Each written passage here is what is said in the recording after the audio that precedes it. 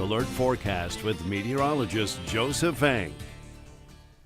Good morning, everybody, and welcome back. We're taking a look at your forecast as we finish out the work week here. 74 degrees outside in DeRidder is making for a pretty calm start to the day, though there are showers nearby. Current temperatures aren't too different from yesterday morning, largely in the middle to lower 70s range, just barely north of I-10. The freeway itself is in the middle to upper 70s along I-10, and further to the south, it's looking like the low 80s, which has dropped a little bit from earlier this morning. Now, most of us are looking at a good number of scattered showers and rumbles of thunder, largely along the I-10 corridor or just north of it, but area-wide, we're going to see the potential for more of these to pop up as the morning goes on. So I would keep an umbrella or some rain gear with you as you head out the door. Many of you are going to see a relatively wet morning commute as a weak front lingers over the area. That's going to keep those rain chances alive for not only today, but likely the weekend as well. As far as how rain totals are shaping up, yesterday we got about what we expected, ranging between just around half of an inch to an inch and higher totals further to the north, and we could see similar amounts dropping across the area today. If you're curious how our rainfall is shaping up for the year so far, we've got about 15 inches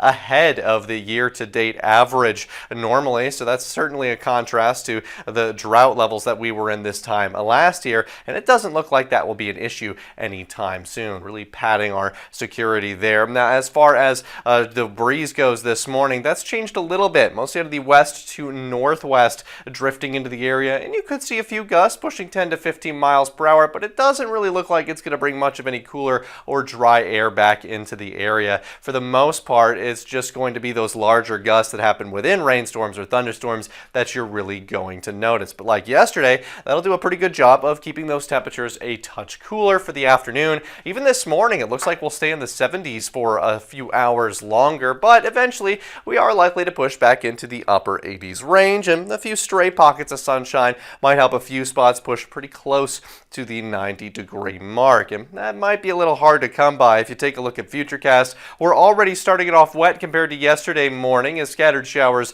are abundant in the area, but that might calm down a little bit, more so as we get to the late morning hours to lunchtime and the early afternoon. However, the cloud cover is not going to completely disappear, and while you might get some pockets of sunshine, we'll still have the potential to see more scattered showers and a couple of thunderstorms pop up by later in the afternoon, similar to what you saw yesterday. And while we're not looking at an increased risk for severe storms here, yesterday morning's a good reminder that keep an eye on your weather alerts and the radar, as even normal summertime thunderstorms can still produce gusty winds, small hail, and a risk of seeing isolated tornadoes. So something to pay attention to, which you can always do using the First Alert Weather app, as well as checking active radar as we stick with the wetter pattern here. And that looks like that stalled front is going to keep those rain chances around through Saturday and Sunday before it eventually starts pushing barely back to the north in a couple days here, but rain chances will likely stick around even into next week. Your tropics, meanwhile, will be looking quiet. Locally, it's the main thing we're worried about with that rainfall, but still only looking at another inch or so over the next couple days, so certainly not excessively high totals here. We will keep an eye out for the potential of localized flooding, especially as the ground really starts to get saturated